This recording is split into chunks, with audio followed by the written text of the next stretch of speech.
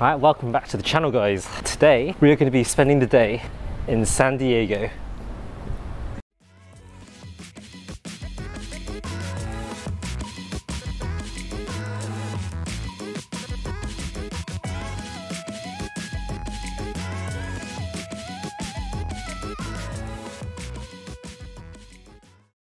Right, so we started the day not so early as we have done in previous weeks. The first stop, we went to Yohola Beach. The main reason, to be fair, why we were there was because we wanted to go to the Embarcadero fish market restaurant, which is quite famous for its fish sandwiches. So we had that, which was, yeah, it's pretty nice. And then we went to Mission Beach, which again is one of the unmissable beaches, I guess, in San Diego. Similar with Yohola, I think it was a nice beach, but didn't think it was anything that special, to be honest. After that, we then drove to Ocean Beach, which is where we are now. And this beach looks a lot nicer. I do have one more beach that I want to visit in mind, and this beach actually looks to be the very best. So I'm kind of hoping we can get some nice sunset views later on today. We plan to come to San Diego on a Tuesday for Taco Tuesdays. So we do have a couple of places in mind where we want to go to eat some tacos and lots more Mexican food. So the plan is right now we're just walking towards the famous pier. I think it's like the second largest pier in California. When I did do my research, it looked like it was closed, which is a bit of a shame, but at least hopefully we can go and see it from a distance.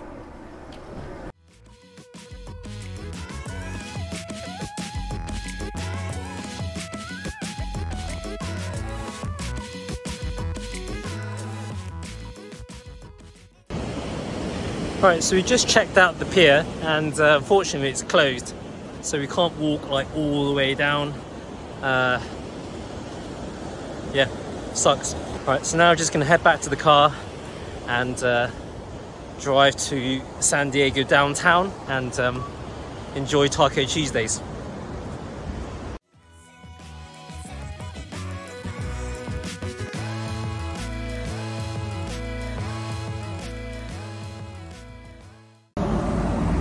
Right, so we've just arrived into the Gaslampquarter. Tacos seems to be really cheap on Tuesdays. They say it's like $1 shrimp tacos or something, or $2. I think both of these places are pretty close to each other. I think there's the La Puerto, which is why I'm gonna go to. And then there's also the Lito or Biro, I think, which I think in Mexican means donkey. I think Biro means donkey.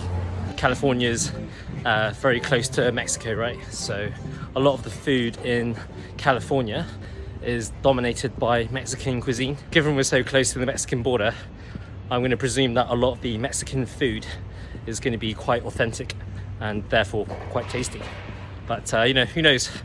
Let's find out. All right, guys, we've just arrived at our destination, La Puerta.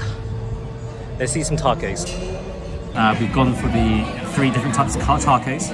Going for the shrimp, the pork and the chicken. Yeah, really looking forward to seeing how it comes out.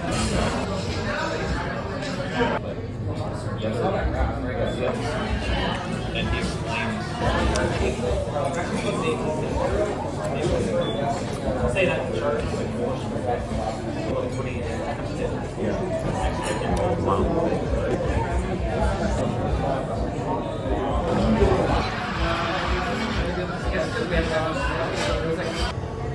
God damn, that was the best Mexican food I've had in my life. That was amazing. The shrimp and the pork was phenomenal. Would definitely recommend if you ever come to San Diego. Now, I think the plan now is to visit the Embarcadero Marina Park. I saw this park actually from a different YouTube video, and it just looked incredible. So I think we're just gonna go there and enjoy the views and maybe find a nice spot to talk some poker. Okay, so we have now arrived at Embarcadero Marina Park South. and this park is beautiful. I actually saw some pull-up bars just right behind me, and I think because I've not been working out for like 5 weeks since I got here, I feel like I've actually gotten a little bit weaker. But anyhow, just wanted to reflect on my poker for the last week. We spent 3 nights in San Francisco last week, which is why last week we were only able to do 3 sessions instead of our usual 5. But there were at least a couple of very interesting hands that we played late on Saturday night last week. Right, so let's dive into the action. Right, so we've just got our chips, we just sat down, and within the first half an hour we then play this hand. So in this hand, the action folds to me in the cutoff, and I look down at 4-7 of spades. So this hand is good enough to open from this position, so we make it $20 to go, and then button, small blind and big blind make the call. And yeah, don't get me wrong, I wasn't expecting this to go through. Right, so we are now 4 ways going to the flop, and it comes 8 queen deuce with 2 spades. So we flop ourselves a little baby flush draw here. Small blind checks, and then big blind thinks for a little while before then making a stab. He then bets $25. Action is now on us, and I think in this spot we do have a couple of options here. We can obviously call, or we can raise, and folding I think is out of the question. I felt like I just wanted to flat call here and just see how the action develops. So that's what we do. We decide to flick in the call, the button folds, and the small blind calls. So we are now 3 ways to the turn, which comes a brick. Small blind checks, big blind now decides to slow down with the check. Action is now on us, and I think in this spot, I think given the action on the flop, I think it's quite unlikely that we are going to be getting any hands to fold with a bet on the turn here. So with that in mind, I decide to check back. And now the river now comes an offsuit ace. So I think this now represents quite a nice bluffing opportunity for us, as there are some ace-x of spades which we can quite easily have in the spot. Granted, our opponents can also have the same hands, but when small blind checks and big blind checks, I think this is a pretty clear bluffing spot for us. So looking at the size of the pot, I don't think we need to bet too big here. So I decided to bet $70, which is just under half pot, just trying to fold up some pairs and maybe some queen x. Then small blind thinks for a little while before then making the call. Big blind folds, so we proudly show our 7 high, and then small blind shows ace jack offsuit without a spade. Given how the player pool is quite sticky and they do like to call, in hindsight I probably don't like my bluff with the 4-7 of spades, even though it's actually a very good spot to do so. But yeah, anyhow, so nice call, nice float on the flop I guess, and we're going to be losing this first hand.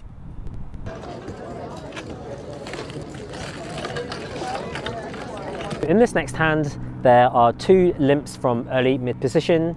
The small blind checks his option, and we look down in the big blind with pocket 10s. So pretty solid starting hand. So we decide to punish the limpers by raising up to $40. The early position thinks for a little while before then making the call, and the other players in the hand make the fold. So we are now heads up to the flop. And the flop comes 10-5-4 rainbow. We have a pretty solid lock on this hand. The villain in this hand is actually the same villain we played against in the previous hand when he floated the flop with just ace jack high. So with that piece of information, with this hand with pocket 10s on this board, even though we have it completely crushed, given we are playing against a calling station, I don't like checking in this spot, as probably would be a nice play to do against a more balanced opponent. We decided to put in a small bet of $25, and fortunately the villain doesn't really think too much before making the call.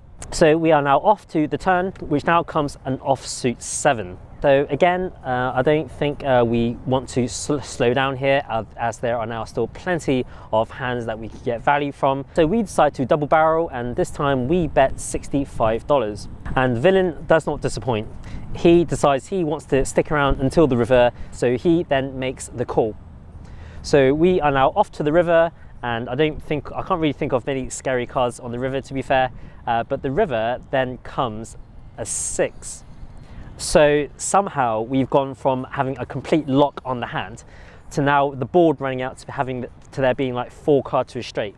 Although the board looks scary for our hand, it doesn't necessarily mean that we're beat. In order for villain to have a straight, he'd have to have some kind of random 8x or 3x in his hand, and float and calling a c-bet on a 10-5-4 board. I can't really think of many 8x or 3x that this guy can have, even though he is a complete station and can have any 2 cards. But anyhow, this is not a river card that we lead on, so we pretty much check our full range in the spot. So we go for a check and see what villain decides to do. The villain then thinks for quite a bit of time, and then he decides to slide in a bet of $135. In this spot, to be fair, I think unless he was going to go for some gross overbet, I was thinking I was just going to be snap calling most small to medium sized bets. I mean, with a hand as strong as top set, we beat a lot of other hands that he could be value betting, including random 2 pairs, even sets. So we obviously just only lose to a straight here. We don't think too much, we snap it off, and villain shows 8-9 of spades. He floated my c-bet with a backdoor straight draw 9 high against top set, and then just run up the nuts. So yeah, what life. Romeo, P, and Brandon.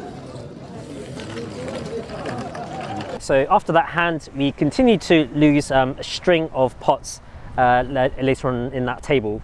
And what's worse was that table actually got worse and worse as we started getting a lot more of the nit regs joining my table. For that reason, I decided to change tables and move to the action table.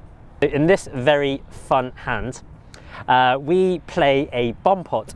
So in the very first bomb pot that we play in, we are in the small blind and we look down at deuce 3 offsuit. So we are now going to the flop, family pot, $200 in the middle with the nut low, and we go from the nut low to the nuts. The flop comes deuce 3 3, 2 spades. Pretty crazy flop here. So action's on us, so we decide to check as we would do our full range. Action then checks to early position. He then puts out a bet. He bets $65. Action then folds to us, and I think in this spot, I think raising is quite a viable option here, of course, when we have the nuts. But given there are still a few players left to act behind us, I didn't really want to drive anybody out the hand, especially when we have a complete lock. So we decide to flat call the $65, and unfortunately the players behind us make the fold, so we are now going heads up to the turn. The turn then comes an offsuit 9. We continue checking as we would do with our flush draws, and then now villain now decides to double barrel to $100. I think on the turn, unlike the flop, check raising would seem a lot stronger, so I wasn't very keen to kind of raise the turn here and kind of just say, hey, I've got a monster hand. So for that reason, we decide to continue with the trap and continue to underrep our hand and continue with a just call. So we put in the $100, and then on the river comes the ace of spades. So the flush now completes. We decided to snap check, hoping for villain to fire a 3rd barrel, and then villain tanks for quite a little bit before then jamming his stack in for $310. So we snap call, and we pretty much are ready to show our hand, given we are very confident that we got the best hand. But villain shows 9-3 offsuit for a higher full house. Oh wow. Wow. 23-9-3. Oh, shit. Carrie's freaky. 23-9-3. Oh, Carrie is freaky. Wow. Why can't I have 5-4 spades? How do you go from 23 to 9-3? So that is insane. I can't believe how our luck is going this session, and the whole table was just completely gobsmacked at the hands that we tabled. That's not him. I decided You called it, put you on the 3. Yeah, he's not going anywhere. No. So I don't think we've actually reported a single hand that we've won yet.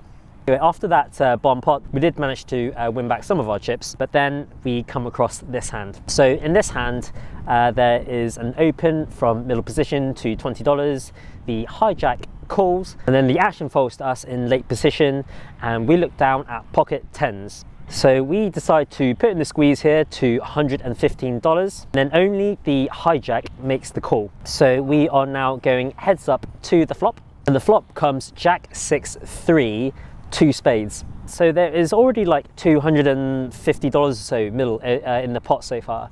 Villain's got $270 left in his stack.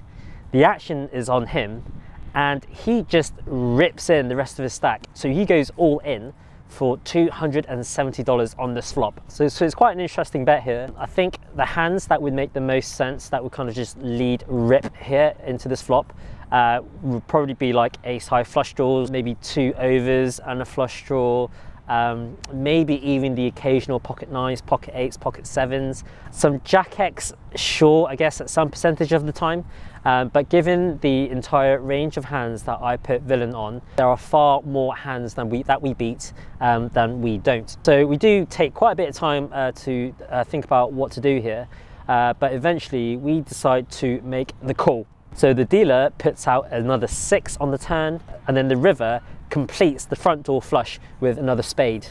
So at the moment, I don't think we beat much now. So we're just there waiting for villain to show his hand. Unfortunately, villain shows 6-5 of spades. We now lose another sizable pot here. Yeah, nice hand, sir. I'm always gonna call you. Easy. There you go, no Vaseline like Easy. said, baby. Moving on to the final interesting hand of my Saturday night session. In this hand, the action folds to us in the low jack, and we look down at 6-4 of spades. So we open this hand to $20. The action then folds to the button, who makes the call, and then the small blind decides to put in a squeeze to just $80. We are in the mood to play some poker here and go to the flop. So we decide to make the call, and the button also calls.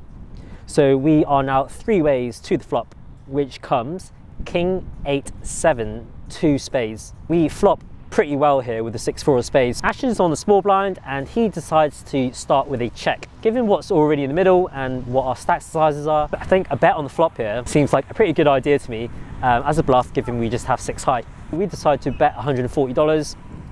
The button then folds, and then the small blind makes the call. So we are now heads up to the turn, which comes an ace of clubs. We decide to check back, even though in hindsight I think a jam here would have been a lot better. And so we are now go to the river card, which comes a 9 of spades. So we improve to a flush, and I can't describe to you how amazing this feeling is. And now villain decides to go all in, effective for like about $240 effective. So of course we snap call, and then villain shows Jack 10 of diamonds for a rivered straight. But of course that's no good, given we got the flush. Yeah, he's better. He's straight up. Right. Ah, I knew this motherfucker had his ass.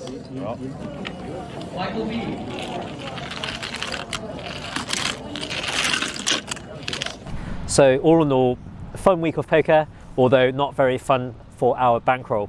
So this week, unfortunately, is our very first losing week. We report a loss of about $1,000, but bearing in mind we only had a 3-day session this week instead of our usual 5. A loss of $1,000 is not really that much. Yeah, so maybe we should have just stayed in San Francisco for the whole week and just not lose that $1,000. Right, so that concludes the hand histories that I have for you guys from my poker last week. So I think we just have one final stop that we want to make before we start making our journey way back home, and that stop is the stop that we talked about earlier on in our day today, and that is the Coronado beach. So yeah, just gonna make our way over there now, and I'll speak to you when I get to the beach.